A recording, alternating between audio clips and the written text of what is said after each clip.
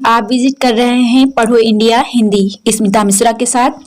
तो फ्रेंड, इस वीडियो में हम सॉल्व करने जा रहे हैं असिस्टेंट प्रोफेसर छत्तीसगढ़ का पेपर है। ये CGAP असिस्टेंट प्रोफेसर का, जो मेरी एक फ्रेंड ने मुझे प्रोवाइड कराया है, और इसको मैं आप लोगों के साथ इसलिए शेयर कर रही हूँ कि अगर आप असिस्टेंट प्रोफेसर के साथ साथ किसी अन्य एग्जाम की तैयारी कर रहे हैं तो आपके लिए बेस्ट होगा, क्योंकि इसमें जो क्वेश्चन मैंने चेक किए हैं कि क्वेश्चन आपके सभी एग्जाम के लिए बहुत ही महत्वपूर्ण है, चाहे वो आपका TGT का हो या फिर PGT का हो या फिर नेट JRF का हो। क्योंकि हिंदी साहित्य के ये क्वेश्चन ऐसे हैं जो बार बार हर एग्जाम में रिपीट होते रहते हैं, और मैं आपको बताऊंगी जो क्वेश्चन रिपीट हुए हैं वो क्वेश्चन मैं बताऊंगी कि कहाँ कहाँ रिपीट हुए हैं। मैं आपको क्यों बता सकती हूँ, क्योंकि मैंने खुद लखनऊ यूनिवर्सिटी PhD का एंट्रेंस क्वालिफाई किया है। उसके बाद मैंने BHU बनारस हिंदू विश्वविद्यालय PhD एंट्रेंस क्वालिफाई किया है। साथ ही मैंने हरियाणा असिस्टेंट प्रोफेसर का एग्ज़ाम क्वालिफाई किया है, रिटेन एग्ज़ाम। तो मैं यहाँ पे आपको बताऊंगी कि कौन कौन से क्वेश्चन जो है रिपीट हुए हैं, ओके।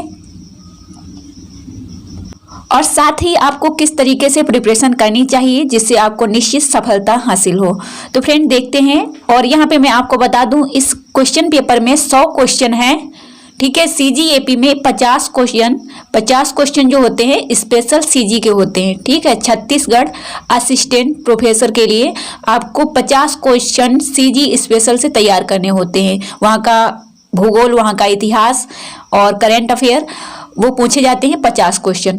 बाकी 100 क्वेश्चन जो आपके सब्जेक्ट से होते हैं। वैसे ही जो अभी राजस्थान में असिस्टेंट प्रोफेसर की वैकेंसी आई है तो वहाँ भी 50 क्वेश्चन जो है आपके राजस्थान स्पेशल से होंगे, और 100 क्वेश्चन जो है आपके जो आपका सब्जेक्ट होगा उससे पूछे जाएंगे।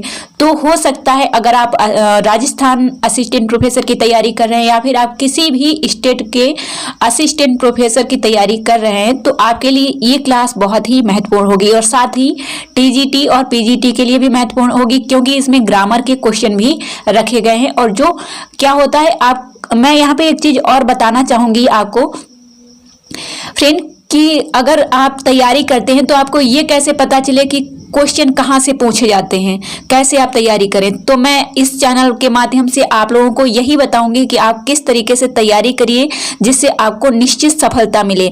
तो अगर आप इस चैनल को पहली बार देख रहे हैं तो साइड में आपको रेड कलर का बटन दिखाई देगा, उसको सब्सक्राइब कर लीजिएगा। कोई भी पैसा नहीं पड़ेगा, बिल्कुल फ्री है। सिर्फ एक क्लिक करना होगा, जो रेड कलर का बटन होगा वो ब्लैक हो जाएगा, बस इतना करना है आपको, ओके। अगर आपके पास इतना भी टाइम नहीं है तो आप निश्चित तौर पर ऐसे ही क्लासेस देख सकते हैं, बट मैं आपको इस तरीके से बताऊंगी जैसा मैंने इससे पहले जो क्लास अपलोड की है वह है TGT और PGT का सिलेबस। तो आप एक ही सिलेबस को तैयार करके दोनों परीक्षाओं को किस तरीके से क्वालिफाई कर सकते हैं मैंने उसमें बताया है आपको, ठीक है। नेक्स्ट मैं आपको TGT PGT का पेपर भी सॉल्व कराऊंगी इसी चैनल पे, ओके।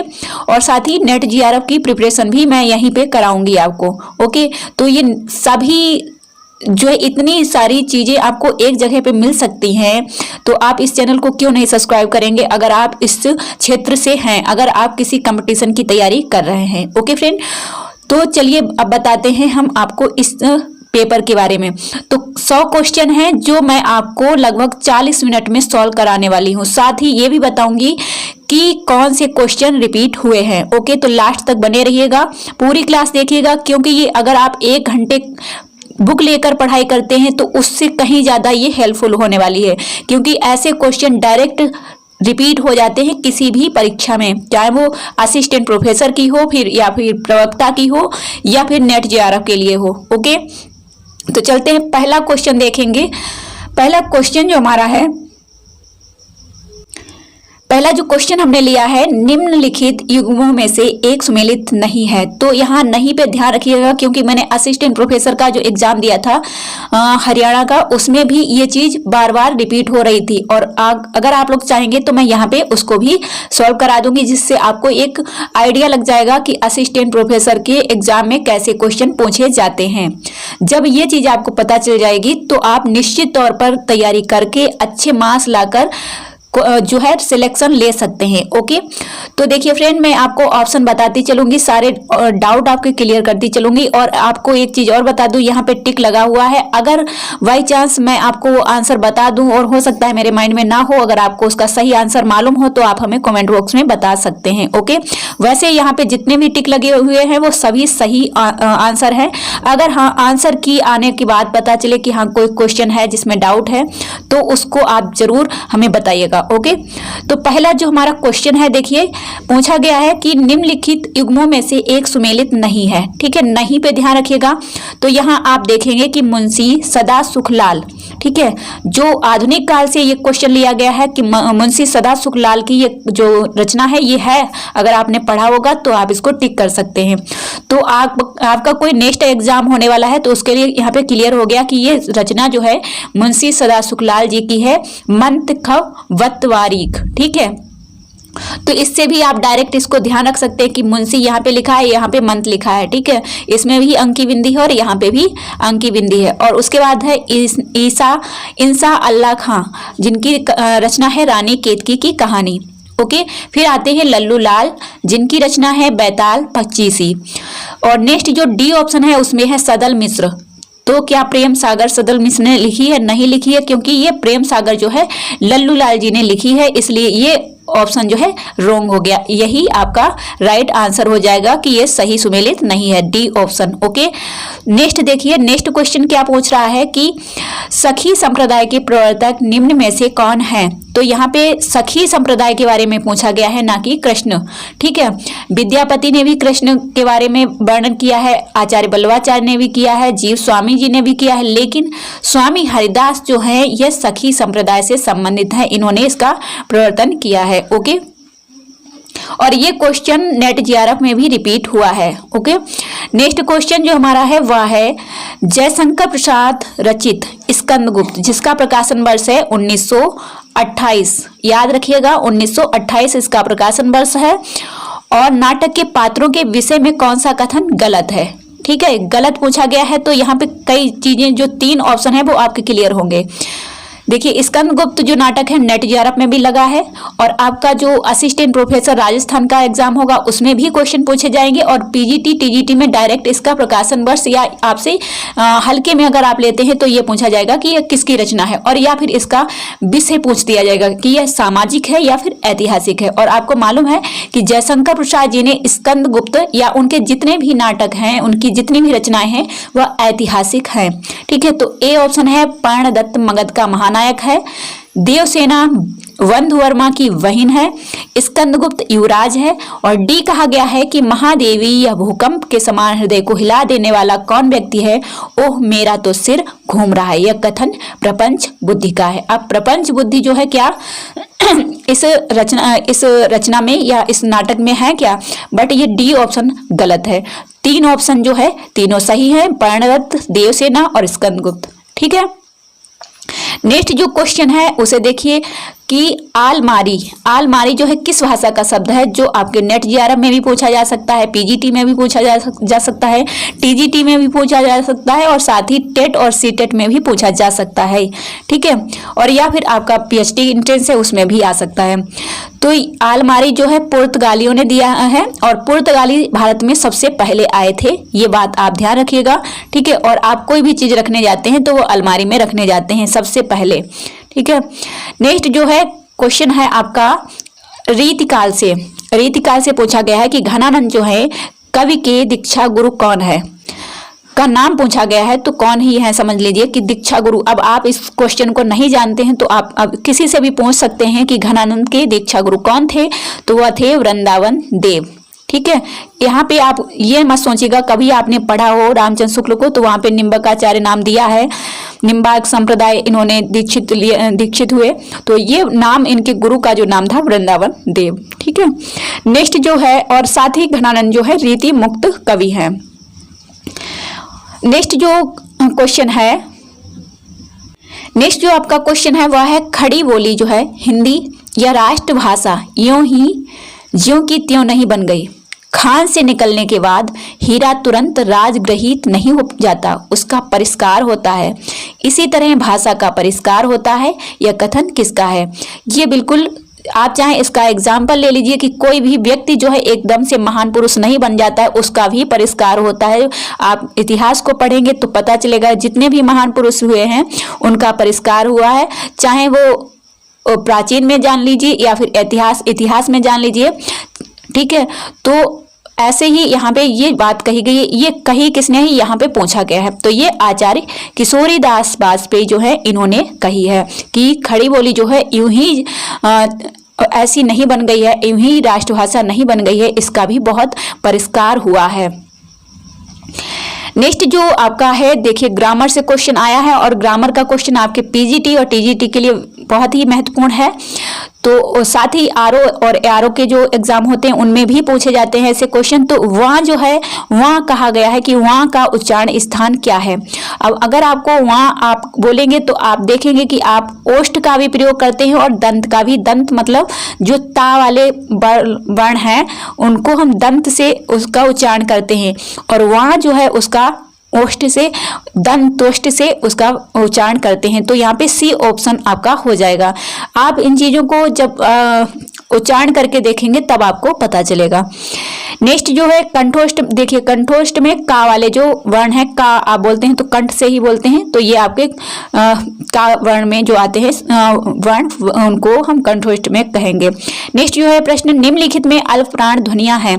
तो अल्पप्राण किसे कहते हैं? जो हम धीरे से बोल देते हैं और जिनमें थोड़ा जैसे कोई शब्द बोलते हैं तो मुख से जो एकदम से जो आवाज ध्वनि निकलती है वो जो है महाप्राण हो जाती है। और अल्पप्राण जैसे हमने धीरे से कुछ बोल दिया, तो जैसे ज है, ज आप या ड आप अल्पप्राण में बोलते हैं, लेकिन वहीं ख बोलते हैं या धा बोलते हैं तो महाप्राण हो जाता है। वहीं फा बोलते हैं या भा बोलते हैं तब भी महाप्राण होगा। ठा और हा किस तरीके से इनकी ध्वनि निकलती है, उच्चारण होता है, तो आप इससे समझ सकते हैं कि यह ध्वनि जो है महाप्राण है और य और डा जो है अल्पप्राण है। मैं इस पर एक स्पेशल क्लास बना दूंगी जिससे आपको क्लियर हो जाएगा कि अल्पप्राण क्या है, महाप्राण क्या है, घोष क्या है, अघोष क्या है। ओके, नेक्स्ट क्वेश्चन है आपका, ये भी देखिए ग्रामर से ही है। व्यंजन वर्गीकरण विषय कौन सा कथन गलत है? तो गलत पूछा गया है। तो यहाँ पे देखिए ल जो है पार्श्विक ध्वनि है, सही है। ण जो है उत्क्षिप्त ध्वनि है, सही है। म अनुनासिक ध्वनि है, ये भी सही है। लेकिन र जो है लोडित ध्वनि नहीं है। लेकिन फिर क्या है ये, आप हमें कमेंट करके बताइएगा। नेक्स्ट जो हमारा क्वेश्चन है, इस पे जरूर आपको ध्यान रखना है किसी भी एग्जाम में। देखिए निम्न शब्दों में से किस शब्द में अर्थ विस्तार न होकर अर्थ संकोच हुआ है? तो यहाँ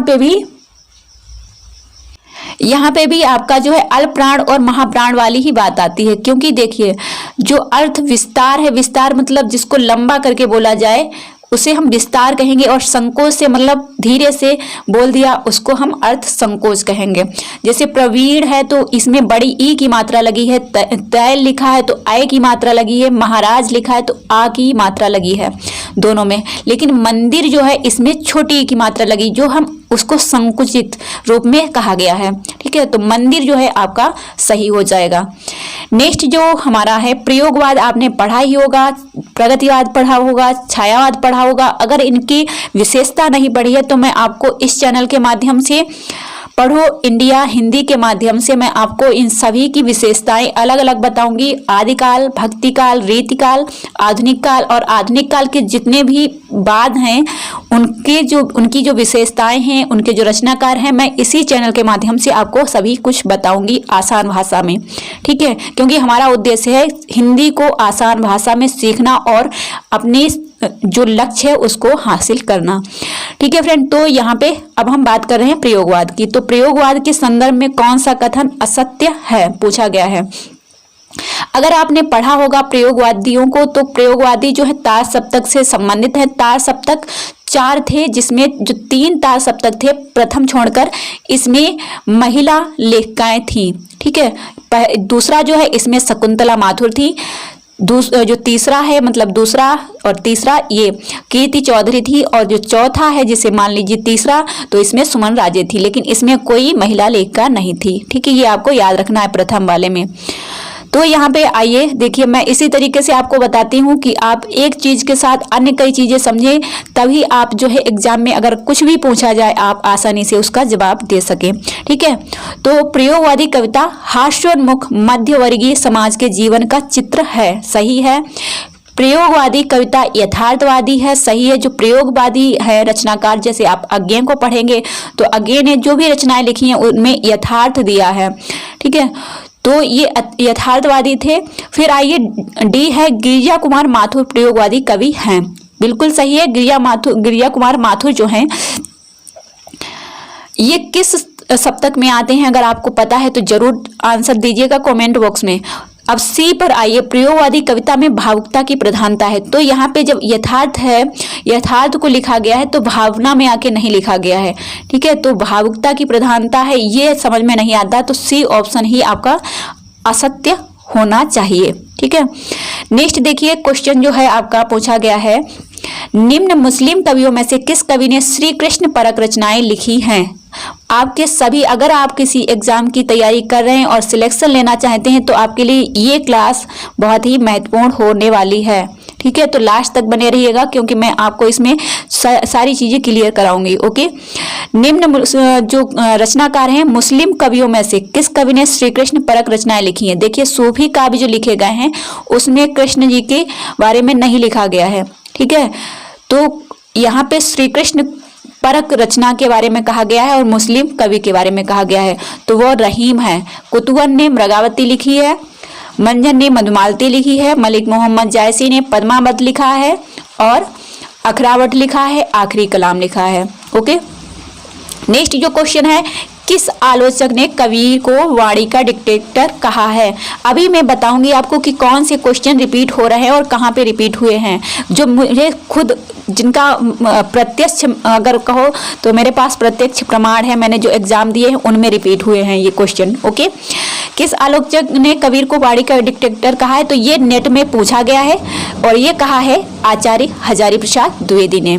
ओके, नेक्स्ट क्वेश्चन जो हमारा है वह है, यह नाटक वस्तुतः महेंद्रनाथ। अब महेंद्रनाथ अगर आपने पढ़ा होगा या फिर नहीं पढ़ा है, अब हम कहाँ से तैयारी करते हैं, अगर आप किसी अच्छे टीचर को, हम कोचिंग क्यों ज्वाइन करते हैं, हम कोचिंग इसलिए ज्वाइन करते हैं कि अगर हमारा टीचर हमें कुछ चीज़ें बताएगा वो हमारे माइंड में रहेगा। किताब हमसे ये नहीं कहेगी कि आप हमें पढ़ लो, ये पेज ये नहीं कहेगा कि हमें पढ़ लो, लेकिन मैं यहाँ पे बार बार कह रही हूँ कि आप पूरी क्लास सुन लो। ठीक है, लेकिन कोई किताब आपसे ये नहीं कहेगी, कोई पेज आपसे ये नहीं कहेगा, ना ही कोई शब्द ये कहेगा कि आप मुझे पढ़ लो, मैं ही एग्जाम में आऊँगा। ठीक है, लेकिन मैं यहाँ पे आपसे बार बार बोल रही हूँ कि आप इन चीज़ों को सुन लीजिए, हो सकता है आपके किसी एग्जाम में ये क्वेश्चन या इससे रिलेटेड कोई क्वेश्चन आपको देखने को मिल जाए। ठीक है, ऐसे कि जैसे यहाँ पे पूरा वाक्य कहा गया है और हो सकता है आपसे किसी एग्जाम में इस तरीके से पूछ लिया जाए कि बेसहारा और निरर्थक पात्र जो है किसमें, एक बेरोजगार बेसहारा और निरर्थक पात्र को किसमें दर्शाया गया है,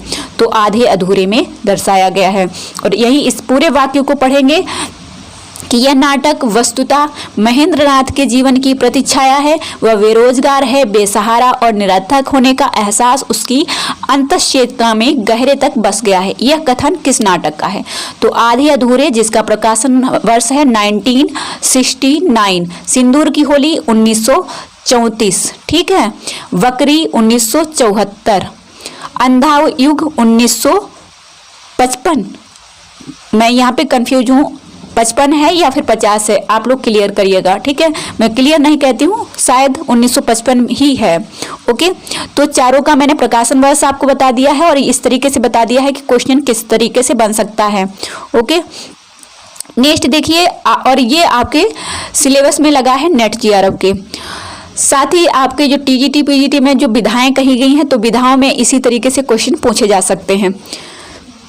नेक्स्ट जो है तमस नेट जीआरएफ में लगा हुआ है। अगर आप नेट जीआरएफ की तैयारी कर रहे हैं तो इस टाइप से ही क्वेश्चन पूछे जाते हैं। अब यहाँ पे कहा गया है कि तमस में जो तमस उपन्यास जो है उसमें अंधेरा जो है किसका प्रतीक है, और तमस का जो अर्थ होता है वो होता है अंधेरा, अज्ञान, अशिक्षा, असहयोग और सांप्रदायिक विभीषिका का। फिर यहाँ पे रात्रि के अंधकार में दुखद जीवन का तो नहीं हो सकता है। अंग्रेजी की विश्वभरी कूटनीति का ये भी नहीं हो सकता है। स्वतंत्रता पूर्वक मानव की कुत्सित और स्वार्थी प्रवृत्ति का। तो यहाँ पे दो ऑप्शन जो है सही लग रहे हैं। अब आंसर की आने पर पता चलेगा कि कौन सा राइट होगा और क्या इसमें मतलब दोनों ही ऑप्शन सही होंगे। नेक्स्ट जो हमारा क्वेश्चन है वह है, निम्न कथन किस उपन्यास का अंश है? सिविल सर्विस हमें तटस्थ बना देती है। हम यदि हर घटना के प्रति भावुक होने लगे तो प्रशासन एक दिन भी नहीं चल पाएगा। तो ये तमस से ही है, भीष्म साहनी का है और इस पर ज्ञानपीठ पुरस्कार भी उन्हें मिला है। ओके, ये भी ध्यान रखिएगा। फ्रेंड देखिए यहाँ पे ये जो बात कही गई बिल्कुल सही कही गई है। नेक्स्ट जो हमारा प्रश्न है वह है, निम्नलिखित निबंध संग्रह में से कौन सा डॉक्टर हजारी प्रसाद द्विवेदी का नहीं है? विचार और वितर्क भी है, कुटज भी है, कल्पलता भी है, लेकिन रस आखेटक जो है किसका है? कुबेरनाथ राय जी का है। ओके, और इन्हें रस धर्मा निबंधकार कहा जाता है। नेक्स्ट जो हमारा क्वेश्चन है, देखिए ये क्वेश्चन हरियाणा असिस्टेंट प्रोफेसर में भी पूछा गया था, मैंने खुद अटेम्प्ट किया है।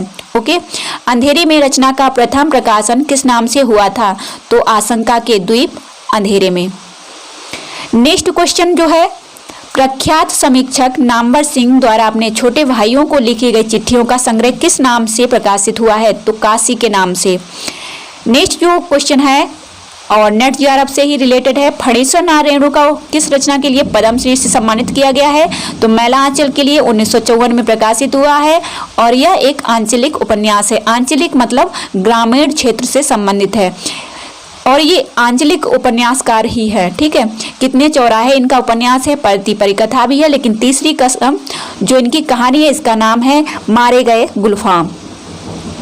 नेक्स्ट जो क्वेश्चन है आपका, इसमें फूल भी हैं, सूल भी हैं, गुलाब भी हैं, चंदन की सुंदरता भी है, कुरूपता भी, मैं किसी से दामन बचाकर नहीं निकल पाया। यह कथन किसका है? तो मैला आंचल की भूमिका में लिखा गया है यह कथन फणीश्वर नारायण रेणु के द्वारा। नेक्स्ट जो क्वेश्चन है आपका, इनमें से किन की वाणियों की भाषा के सांकेतिक अर्थ रखने के कारण संध्या या संध्या भाषा कहा गया है? तो सिद्ध। ठीक है, संध्या भाषा कूट में लिखी जाती है, ओके, प्रतीकों में लिखी जाती है, विम्ब में लिखी जाती है, मिथक में लिखी जाती है। नेक्स्ट जो क्वेश्चन है, मैथिली शरण गुप्त द्वारा लिखित छायावादी शैली की कविताओं की रचना में संकलित है। अब छायावादी शैली में मतलब रहस्यात्मक, डायरेक्ट ऐसे भी क्वेश्चन पूछा जा सकता है कि मैथिली शरण की कौन सी रचना रहस्यवादी है? तो वह है झंकार। ठीक है, अनघ, सिद्धराज, भारत भारती भी इन्हीं की रचनाएं हैं। नेक्स्ट जो क्वेश्चन है वो आपका स्कंदगुप्त से ही है। कश्मीर जन्मभूमि जिसकी धूल में लौटकर खड़े होना सीखा, जिसमें खेल खेल कर शिक्षा प्राप्त की, जिसमें जीवन के परमाणु संगठित हुए थे, वही छूट गया और बिखर गया एक और मनोहर स्वप्न। आहा, वही जो मेरे इस जीवन का पाथेय रहा है। यह कथन किसका है? तो यह मात्र गुप्त का है, आप इसे चेक भी कर सकते हैं। नेक्स्ट क्वेश्चन है, भक्तिकालीन निर्गुण संत कवियों की दृष्टि से एक सुमेर गलत है। गलत पूछा गया है कि निर्गुण संत नहीं है, मतलब उसमें एक जो है सगुण भक्ति का रचनाकार कवि है। तो कबीर दादू मलुकदास निर्गुण से ही संबंधित हैं, धन्ना दादू पीपा ये भी निर्गुण से संबंधित हैं, रैदास, सुंदरदास, अनंतदास ये भी निर्गुण से संबंधित है। लेकिन इस ऑप्शन में जो परमानंद है ये अष्टछाप से सगुण कवि है। ठीक है, तो डी ऑप्शन आपका राइट हो जाएगा। नेक्स्ट जो क्वेश्चन है आपका वह है, सूफी कवियों के संबंध में कौन सा कथन गलत है? तो यहाँ पे देखिए सभी सूफी कवियों ने मसनवी शैली का प्रयोग किया है। जो सूफी काव्य लिखा गया है उसमें मसनवी शैली का प्रयोग किया गया है, सही है। सी ऑप्शन है, सूफी परंपरा के काव्य प्रबंधात्मक शैली में रचित है, ये भी सही है।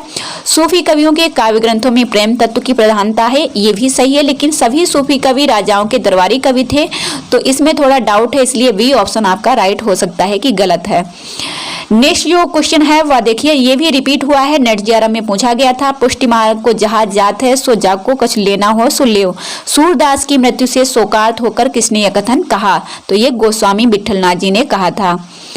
नेक्स्ट जो प्रश्न है, हिंदी का चरित्र पहली बार ही बड़े मोहक रूप में भाषा और संवेदना के दोनों स्तरों पर पृथ्वीराज राउस में निखर कर आया। यह कथन किस समीक्षक का है? तो आपको मालूम होगा, अगर आपने पढ़ा होगा, तो भाषा और संवेदना नाम से आलोचना लिखी है रामस्वरूप चतुर्वेदी जी ने। ठीक है, तो डी ऑप्शन आपका राइट हो जाएगा। और वहीं अगर रामविलास शर्मा का ऐसा कोई कथन है तो उसमें संस्कृत दिया होगा, संस्कृत, क्योंकि उन्होंने संस्कृत से या परंपरा से संबंधित आलोचनाएं ज्यादा लिखी हैं। ऐसे थॉट अगर आप इस चीज को जानकारी आपको होगी तभी ये राइट कर सकते हैं आप। ओके, नेक्स्ट, इनमें से पश्चिमी हिंदी की बोलियां कौन हैं? तो खड़ी बोली, हरियाणवी ब्रज सही होगा। और ये जो 3 ऑप्शन दिए गए हैं इनमें क्या गलती है? तो अवधी जो है पूर्वी हिंदी से है, छत्तीसगढ़ी पूर्वी हिंदी से है, मैथिली जो है मागधी से है, बिहारी हिंदी से। ठीक है, तो इसलिए ये गलत है। नेक्स्ट जो है आपका, रीतकाल के किस कवि को ऋतुवर्ण में अप्रतिम सफलता मिली? तो सेनापति, और इन्होंने ही क्षेत्र संन्यास लिया था।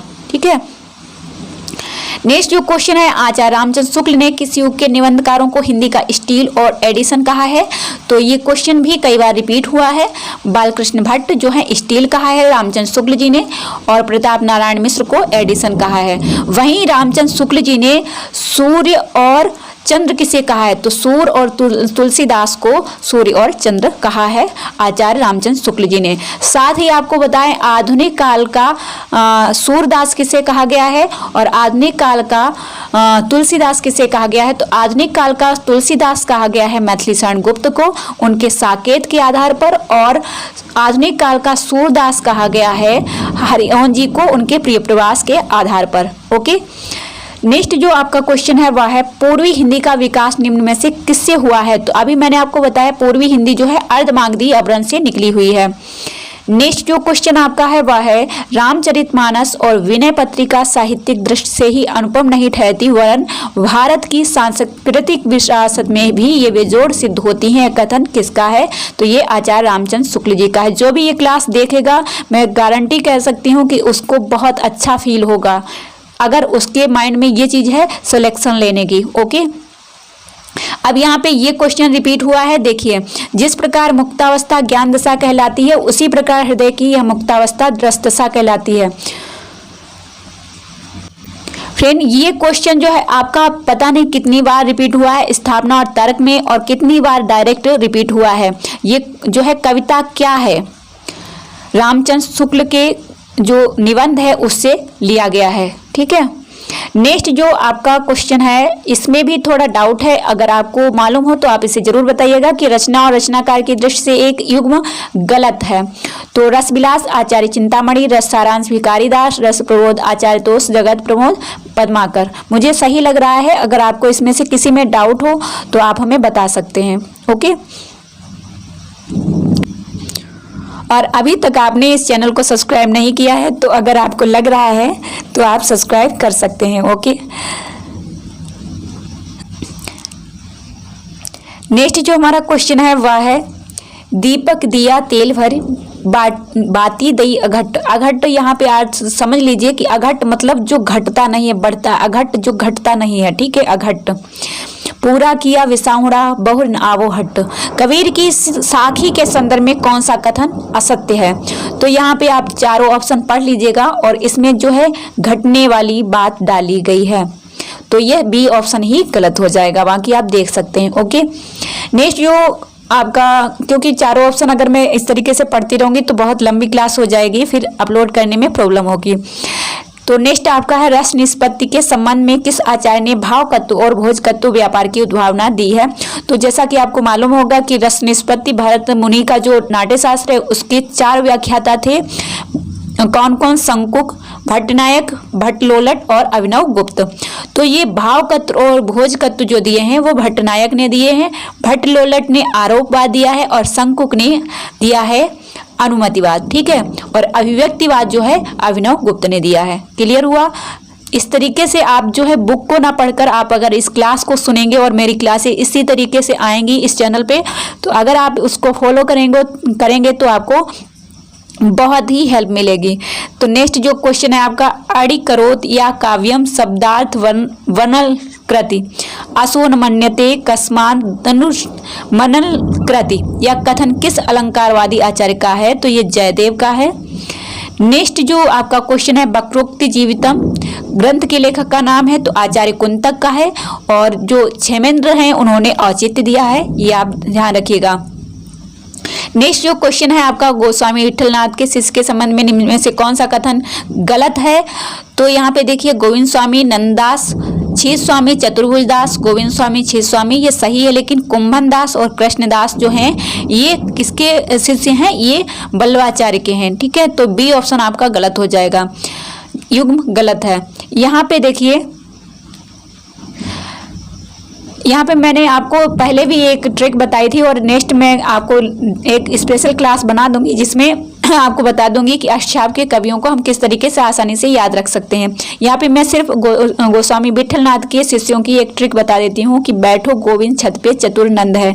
बैठो मतलब विठलनाथ, गोविंद छत पे चतुर नंद है, चतुर नंद है।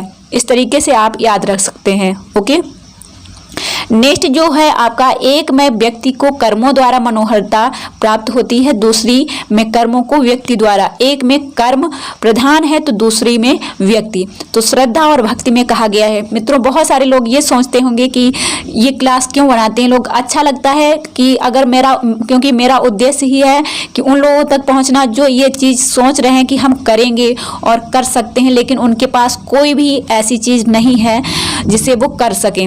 तो हमारा उद्देश्य यही है कि उस क्षेत्र तक पहुंचना जहां लोग सोचते तो हैं लेकिन करने में उन्हें प्रॉब्लम होती है। ओके, तो यही उद्देश्य है, इसीलिए मैं आपसे चाहती हूं कि आप इस चैनल को ज़्यादा से ज़्यादा लाइक और शेयर करके सपोर्ट करेंगे, सब्सक्राइब करेंगे और अपने दोस्तों तक शेयर करेंगे। ओके, नेक्स्ट जो हमारा क्वेश्चन है, हाथ पांव सिर आंखें इत्यादि सबके सब अवयव अपने आप को अर्पण कर दिए। ये सब चीज़ें उसकी तो थी ही नहीं, ये तो ईश्वरीय पदार्थ थे। मजदूरी और प्रेम जो है उससे लिया गया है और जो आपके सिलेबस में लगा हुआ है नेट जेआरएफ के। नेक्स्ट जो आपका क्वेश्चन है वह है, आधे अधूरे नाटक में सावित्री की बड़ी लड़की का विवाह किससे हुआ है? तो ये क्वेश्चन थोड़ा डाउट में है। नेक्स्ट जो क्वेश्चन है, स्कंदगुप्त नाटक में धन कुबेर की कन्या का नाम विजया है। नेक्स्ट जो क्वेश्चन है वह है, बाल चेष्टा के स्वाभाविक मनोहारी चित्रों का इतना बड़ा भंडार और कहीं नहीं है जितना बड़ा सूरसागर में है। यह कथन किसका है? तो आचार्य रामचंद्र शुक्ल जी का है। आप चाहें तो नोट कर सकते हैं। इसका पीडीएफ भी आपको मिल जाएगा अगर आप हमारा फ्री टेलीग्राम ग्रुप ज्वाइन कर लेंगे। वहाँ पे आपको बहुत सारे पीडीएफ फ्री में उपलब्ध हो जाएंगे। बहुत सारी बुक्स हैं जिनकी पीडीएफ आपको फ्री में मिल जाएगी। उसका लिंक जो है आपको कमेंट बॉक्स में, या फिर आप टेलीग्राम पे जाके सर्च कर लीजिए एडू क्लासेस। एडू क्लासेस एक कदम सबके साथ हमारा पहला चैनल था जो अभी इस समय साइन आउट हो गया है, जिसकी वजह से हमने ये नया चैनल बनाया है। और इसीलिए मैं आप लोगों से रिक्वेस्ट करती हूँ कि इस चैनल को भी उतना ही स्नेह दीजिए जितना आप लोगों ने एडू क्लासेस एक कदम सबके साथ को दिया था, क्योंकि वो बहुत ही अच्छा चैनल चल रहा था, लेकिन पता नहीं कैसे साइन आउट हो गया है। बहुत अच्छा चैनल चल रहा था, लेकिन मैं फिर भी आप लोगों के साथ हूँ और मैंने नया चैनल बनाया है और अभी सिर्फ 2 दिन हुए हैं इस चैनल को। ओके, तो आप लोग ज़्यादा से ज़्यादा सपोर्ट करेंगे। और ये हमारा इस चैनल पे तीसरा वीडियो है, तो वो 2 वीडियो हैं, वो भी देखिएगा, कमेंट बॉक्स में लिंक मिल जाएगा। ओके, मैला आंचल उपन्यास में किस पात्र को तहसीलदार का रोटिया गवाह कहा गया है? और ये आपके देखिए कितने क्वेश्चन इसके पूछे जा चुके हैं। तो सुमिरत दास और कालीचरण, बालदेव, रामकृपाल, ये सभी इसी के पात्र हैं। नेक्स्ट जो 47 क्वेश्चन है आपका, जाकर शीशे में मुंह देखो, तुम जैसे मर्द साठे पर पाठे नहीं होते। डायरेक्ट मैं आपको बता दूं, गोदान से ये लिया गया है। धनिया का होरी की प्रति है। होरी जब कहीं जा रहा था तो वो कुछ मजाक कहा तो उसने ये बात कही थी। ठीक है, नेक्स्ट जो क्वेश्चन है 48, इसमें कहा गया है कि देखन मिस मृग मिहंग तरु फिरत बहोरी बहोरी निरख निरख रघुवीर छप बाढ़ी प्रीत न थोरी। इस दोहे में निम्न में से और रस और स्थायी भावत श्रृंगार और रति है। नेक्स्ट है, भारोपीय परिवार की भारत ईरानी वर्ग की भारतीय आर्य शाखा की बोली है तो छत्तीसगढ़ी। ओके, अब मैं आपको थोड़ा फास्ट कराऊंगी क्योंकि जो है क्लास ज़्यादा लंबी नहीं करनी है। हरियाणवी के लिए ग्रियर्सन ने अपने भाषा सर्वेक्षण में बांगड़ू शब्द का प्रयोग किया है जो कि वांगड़ से बना है। इसका अर्थ है ऊंची नीची भूमि। अब यहाँ पे इस चीज़ को देख लेना, ग्रियर्सन ने कहा है। ठीक है, भाषा सर्वेक्षण में बांगड़ू शब्द।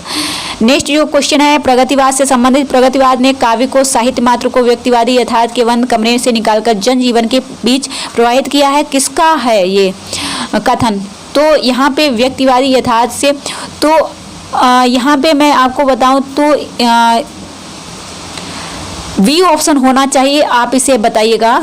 ओके, 51 क्वेश्चन जो है। नेक्स्ट जो आपका क्वेश्चन है वह है, यहाँ निसंकोच कहा जा सकता है कि भाषा पर जैसा अचूक अधिकार इनका था वैसा किसी का नहीं। तो ये जो है घनानंद के लिए कहा है रामचंद्र शुक्ल जी ने, और ये क्वेश्चन मैंने अपने पैड ग्रुप में कराया था। ओके, और मैंने यहाँ पे भी शायद मैंने जो हमारा चैनल है उस पर मैंने इससे पहले जो प्रैक्टिस सेट कराया था उस पर भी मैंने ये वाला क्वेश्चन कराया था।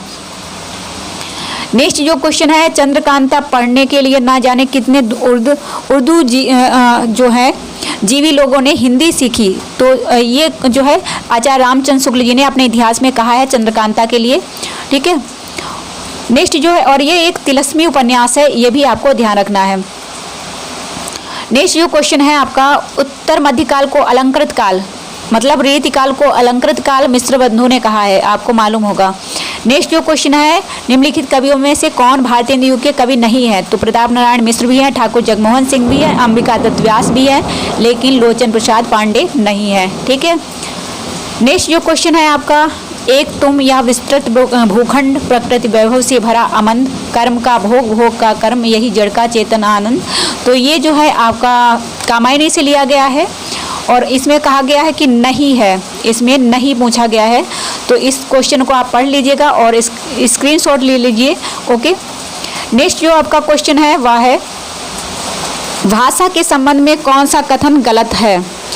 तो यहाँ पे आपका इसे भी बड़ा क्वेश्चन है, इसका भी आप स्क्रीनशॉट ले सकते हैं, मैं नहीं पढ़ूंगी, आप देख सकते हैं। ओके, नेक्स्ट क्वेश्चन है आपका, क्रोचे के अव्यंजनावाद के संबंध में कौन सा कथन सही नहीं है। इस पर आपको ध्यान देना है। कला और सहजानुभूति अलग अलग है, लेकिन इन्होंने कला और सहजानुभूति को अलग अलग नहीं माना है, इसीलिए ये गलत होगा। नेक्स्ट जो आपका क्वेश्चन है आप इसको पढ़ सकते हैं, स्क्रीनशॉट ले सकते हैं। नेक्स्ट जो क्वेश्चन है आपका, नेक्स्ट जो क्वेश्चन है, रचना और रचनाकार की दृष्टि से सुमेल गलत है। यहाँ पे कहा गया है तो हिमकिरीटनी जो है माखनलाल की है, हम बिस्पाई जन्म से बालकृष्ण शर्मा नवीन की है, जूही की कली निराला की है, लेकिन बादल राग किसकी है। तो बादल राग किसकी है ये बताइएगा, पंत की नहीं है। ओके, नेक्स्ट है, गिरिजे का घंटा किस कवि की रचना है। तो सुमित्रानंदन की प्रथम रचना है गिरिजे का घंटा। नेक्स्ट जो क्वेश्चन है, नाटककार और नाटकों की दृष्टि से एक युग्म गलत है, उसे चुनिए। तो यहाँ पे हरिकृष्ण प्रेमी, रक्षाबंधन और प्रसोद, लक्ष्मी नारायण मिश्र, राक्षस का मंदिर, सिंदूर की होली, जयशंकर प्रसाद का आजाद शत्रु और विशाख, आचार्य चतुर्थ शास्त्री जो है उत्सर्ग और विक्रमादित्य, ये गलत है। नेक्स्ट जो क्वेश्चन है, इनमें से कौन सी रचना प्रगतिवादी नहीं है। तो प्रगतिवादी नहीं है पाताल विजय, बाकी जो है कुकुरमुत्ता और युगवाणी, यहाँ पे आप देखिए और पिघलते पत्थर, ये सभी जो है प्रगतिवादी हैं। नेक्स्ट जो क्वेश्चन है आपका, निम्न में से सही युग्म का चयन कीजिए। तो कंधे पर सूरज जो है रामदरस मिश्र की है, खूंटियों पर टंगे लोग सर्वेश्वर दयाल सक्सेना की है, एक दिन नदी बन गया कोई दूसरा नहीं, ये रचनाएं किसकी हैं आप हमें बताइएगा, या फिर मैं आपको कमेंट बॉक्स में बताती हूँ। नेक्स्ट जो है प्रश्न आपका, ताले में बंद प्रजातंत्र बिहू कुमार की है, लौट का आना नहीं होगा संस्मरण के लेखक हैं डॉक्टर कांति कुमार जैन। ये नई जो रचनाएं हैं उनको पूछा गया है यहाँ पे। तुलसी की विनय पत्रिका के संबंध में कौन सा कथन असत्य है। तो विनय पत्रिका की साहित्यिक अवधि भाषा प्रौढ़, प्रांजल और सुव्यवस्थित और अर्थ गौरव संपन्न है, जबकि विनय पत्रिका जो है ब्रजभाषा में लिखी गई है, इसलिए ये असत्य है। नेक्स्ट जो क्वेश्चन है, निम्न में से उपन्यास जो है मेहरुन्निसा परवेज का है। तो अकेला पलाश। नेक्स्ट क्वेश्चन है आपका, कहानी और कहानीकार की दृष्टि से कौन सा युग्म गलत है।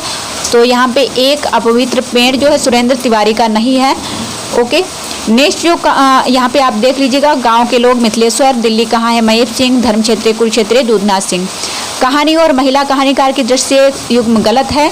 तो सी होगा मेरा मरा हुआ आदमी, कृष्णा अग्निहोत्री, बाकी आप इन्हें देख लीजिएगा। नेक्स्ट जो क्वेश्चन है आपका, तार सप्तक, इनमें से किस कवि का नाम प्रथम तार सप्तक के कवियों में नहीं आता है। तो केदारनाथ सिंह जो है इनका नाम नहीं आता है। गिरिजा कुमार माथुर जो है अभी मैंने आपसे पूछा था, ये प्रथम तार सप्तक में ही आते हैं, आज्ञे भी आते हैं, मुक्तिबोध भी आते हैं। और यहाँ पे मैं आपको एक ट्रिक बताऊंगी, नेक्स्ट जब क्लास बनाऊंगी तार सप्तक पे तो उसमें आपको बता दूंगी कि ये किस में आते हैं। ठीक है, और मैं आपको यहीं पे बता देती हूँ, ये तीसरा सप्तक है उसमें आते हैं केदारनाथ सिंह। ठीक है, यहाँ पे निम्न में से कौन सी एक रचना गिरिजा कुमार माथुर की नहीं है? तो शेष यात्रा नहीं है, बाकी तीनों ही हैं। नेक्स्ट है जुनेजा मोहन राकेश किस रचना का पात्र है? आधे अधूरे के हैं। कबीरदास का उत्तराधिकारी कौन है? तो धर्मदास हैं। निम्न में से कौन सी रचना आज्ञा की है? तो इत्तिलम है। नेक्स्ट क्वेश्चन है इनमें से कौन सा एक उपन्यास भीष्म कहानी का नहीं है? तो परख नहीं है, बाकी तीनों ही हैं। नेक्स्ट क्वेश्चन है लोकायतन महाकाव्य का कथ्य किस महापुरुष से संबंधित है? तो महात्मा गांधी से संबंधित है। नेक्स्ट क्वेश्चन है भारतीय संविधान के किस अनुच्छेद में संघ की राजभाषा हिंदी और लिपि देवनागरी है? तो 343 है। और यहाँ पे जो और अनुच्छेद दिए हैं इन्हें आप देख लीजिएगा। नेक्स्ट क्वेश्चन है निम्नलिखित काव्यांश के नीचे दिए गए अर्थों में से सही अर्थ निकालिए। फिलहाल मैं इस पर क्लास स्पेशल बना दूंगी आप लोगों के लिए, तो यहाँ पे आप इसको देख सकते हैं, बड़ा क्वेश्चन है। ओके, नेक्स्ट है तत्सम की दृष्टि से कौन सा युग गलत है? तो परख और प्रस्तर गलत है, क्योंकि प्रस्तर जो है पत्थर को कहा गया है। नेक्स्ट तद्भव की दृष्टि से कौन सा युग्म सही है? तो वाग और बात। सही पूछा गया, सही है हस्ती हीरक, सूकर सरकरा, ओष्ठ सांप। गलत हैं सभी बाघ और बात। नेक्स्ट क्वेश्चन है निम्न में से कौन सा शब्द तत्सम नहीं है? तो तत्सम जो सीधे संस्कृत से लिए गए हैं और जो तद्भव होते थोड़ा बिगड़ा हुआ रूप होता है, तो मजीठ जो है तत्सम नहीं है। निम्न में से कौन सा शब्द तत्सम है? तो लोचन जो है तत्सम है। नेक्स्ट क्वेश्चन है परमात्मा की छाया आत्मा में पड़ने लगती है और आत्मा की छाया परमात्मा में। तो ये भी क्वेश्चन आपने कई बार पढ़ा होगा, राम कुमार वर्मा जी का है, छायावाद से संबंधित इनकी जो दी गई है परिभाषा। नेक्स्ट क्वेश्चन है हिंदी साहित्य का इतिहास और इतिहास लेखक की दृष्टि से कौन सा युग गलत है? तो हिंदी साहित्य विनोद, ये मिश्र बंधु ने नहीं लिखा है। वहाँ की हिंदी साहित्य की भूमिका आचार्य हजारी प्रसाद द्विवेदी ने लिखी है। हिंदी साहित्य का इतिहास रामचंद्र शुक्ल जी ने लिखा है। आलोचनात्मक इतिहास डॉक्टर रामकुमार वर्मा जी ने लिखा है। नेक्स्ट क्वेश्चन है समालोचक शुक्ल परंपरा से हटकर है। यहाँ पे जो निबंधकार दिए गए हैं या जो आलोचक हैं जो शुक्ल परंपरा में नहीं आते हैं वो हैं बाबू गुलाब राय। तो ये किसकी परंपरा में आते हैं? अगर आपको मालूम है तो बताइएगा। सिद्धांत और अध्ययन किसकी काव्यशास्त्रीय रचना है? तो बाबू गुलाब राय की है। नेक्स्ट क्वेश्चन है यात्राव्रत और यात्राव्रत लेखक की दृष्टि से कौन सा युग गलत है? तो अरे आया वर रहेगा याद अज्ञा जी की है, इसलिए डायरेक्ट आप समझ सकते हैं। ज्योतिपुंज हिमालय डॉक्टर विष्णु प्रभाकर, बद्रीनाथ की ओर कन्हैयालाल मणिकलाल मुंशीलाल, आखिरी चट्टान तक मोहन राकेश की है। नेक्स्ट क्वेश्चन है नागरिक पिचाणी सभा काशी की स्थापना कब हुई है? तो 16 जुलाई 1893। कहीं भी रिपीट हो सकता है क्वेश्चन, आपके पीजीटी में या टीजीटी में भी हो सकता है। यहाँ आप देखेंगे कि अधिकार सुख कितना मादक और सारहीन है, ये स्कंदगुप्त से लिया गया है, जयशंकर प्रसाद के नाटक से। निम्न में से एक कवि अष्टछाप के कवियों में नहीं आता है। तो अर्जुन दास नहीं आते हैं, कृष्णदास आते हैं, कुम्मन दास आते हैं, छेदस्वामी आते हैं। कवि घनानंद को किस मुगल बादशाह ने देश से निकाला दिया था? तो मोहम्मद शाह रंगीला ने। और इनकी जो प्रेमिका थी सुजान, और बोधा जो थे उनकी जो प्रेमिका थी उनका नाम था सुहान। ये क्वेश्चन भी डायरेक्ट पूछे जाते हैं। छायावादी युग में रचित काव्य रचना ब्रज रस के रचनाकार हैं राय कृष्ण दास। नेक्स्ट क्वेश्चन है रीतिमुक्त या स्वच्छंद धारा कवि घनानंद विषय कौन सा कथन सत्य नहीं है? तो घनानंद का काव्य भावों की अनुभूति से बिलग वस्तु की नींव पर निर्मित है। बिल्कुल गलत है, क्योंकि भावों की अंतर्भूमि पर ही इन्होंने अपनी रचनाएं लिखी हैं। कवि के भाग्य से प्रेम का हर्ष बढ़ा ही नहीं था। प्रेम की पीड़ा को कवि ने सच्चे हृदय से अपनी पूर्णता में भोगा था, ये भी सही है। कवि घनानंद के भाव व्यक्तिगत अतएव स्वच्छंद है। ऐसे ही क्वेश्चन जो है आपके नेट जीआरएफ में भी पूछे जाते हैं। नेक्स्ट क्वेश्चन है इनमें से कौन सा युग सुमेलित नहीं है? तो कलगी बाजरे की नागार्जुन की है। कलगी बाजरे की सुमेलित नहीं है। महावृक्ष के नीचे अज्ञेय ने लिखी है। भूल गलती मुक्तिबोध गीत फरोश भवानी प्रसाद मिश्र। कलगी बाजरे की जो है अज्ञेय जी ने लिखी है। ओके, नेक्स्ट क्वेश्चन है आपका देवनागरी लिपि के संबंध में कौन सा कथन सही नहीं है? तो देवनागरी में लिखा गया शब्द अंग्रेजी से अपेक्षाकृत अधिक जगह घेरता है, सही नहीं है। पूछा गया है देवनागरी अक्षरों का नाम ध्वनि के अनुकूल है। देवनागरी में जितना लिखा जाता है उतना पढ़ा भी जाता है। देवनागरी में स्वरों और विलीनों का क्रम वैज्ञानिक है। तो यहाँ पे आप बताइएगा इसमें कौन सा आपको सही नहीं लग रहा है। 95 क्वेश्चन। नेक्स्ट क्वेश्चन है रचना और रचनाकार की दृष्टि से कौन सा युग्म गलत है। तो नई कविता डॉक्टर जगदीश गुप्त, कविता के नए प्रतिमान डॉक्टर नामवर सिंह, कामायनी पुनर्मूल्यांकन रामस्वरूप चतुर्वेदी, की साहित्य साधना रामविलास शर्मा। युग्म गलत है। तो नई कविता जो है आज्ञे जी ने शब्द दिया है। नेक्स्ट क्वेश्चन जो है आपका, रविंद्रनाथ ने इस भारतवर्ष को महानवी समुद्र कहा है। विचित्र देश है यहाँ असुर आए, आर्य आए, न जाने कितनी मानव जातियाँ यहाँ आईं और आज के भारतवर्ष के बनाने में अपना हाथ लगा गईं, जिसे हम हिंदी नीति कहते हैं। अशोक के फूल में ये कहा गया है सब, ठीक है, ये पूरा वाक्य अशोक के फूल। नेक्स्ट, और अशोक के फूल किसका है आप जरूर बताइएगा। प्रकाशन वर्ष क्या है ये भी बताइएगा। निम्न में से कौन सा पात्र स्कंदगुप्त नाटक का नहीं है। तो अलका नहीं है, जो चंद्रगुप्त से है, ठीक है। पृथ्वीसेन, देवसेना भट्टार के स्कंदगुप्त नाटक के हैं। नेक्स्ट क्वेश्चन है आपका, विस्फोरित नयनों से निश्चल कुछ खोज रहे चल तारक दल। नौका बिहार से है, पंत की रचना है। नेक्स्ट क्वेश्चन और लास्ट क्वेश्चन है इस क्वेश्चन पेपर का, देखिए तमस जो है भीष्म सहानी का है। अतीत के चलचित्र महादेवी वर्मा, अंधेरे में मुक्तिबोध, ताज सुमित्रानंदन पंत। तो ये हुए हमारे 100 क्वेश्चन यहाँ पे। अगर आपने पूरी क्लास देखी होगी तो आपके लिए बहुत ही बेस्ट रही होगी, और अगर आपको क्लास पसंद आई हो तो ज़रूर सब्सक्राइब कर लीजिएगा चैनल को और अपने दोस्तों को भी शेयर कर दीजिएगा। मैं आपको, अगर आप यूजी कर रहे हैं मतलब बीए कर रहे हैं या फिर आप पीजी कर रहे हैं, तो भी आपके लिए ये चैनल बहुत ही फ़ायदेमंद होगा। आप किसी भी क्लास से हैं तब भी आपके लिए क्लास बहुत ही महत्वपूर्ण होगी, अगर आपका सब्जेक्ट हिंदी है। ओके, तो ये चीज़ आपको समझना है, बस आपका सब्जेक्ट हिंदी होना चाहिए तो आपके लिए बेस्ट होगी क्लास। तो फ्रेंड, ये क्लास आपको कैसी लगी हमें ज़रूर बताइएगा कमेंट बॉक्स में। पूरी क्लास चाहे आप 2 बार में सुने चाहे 3 बार में सुने, ज़रूर पूरी सुनिएगा। धन्यवाद।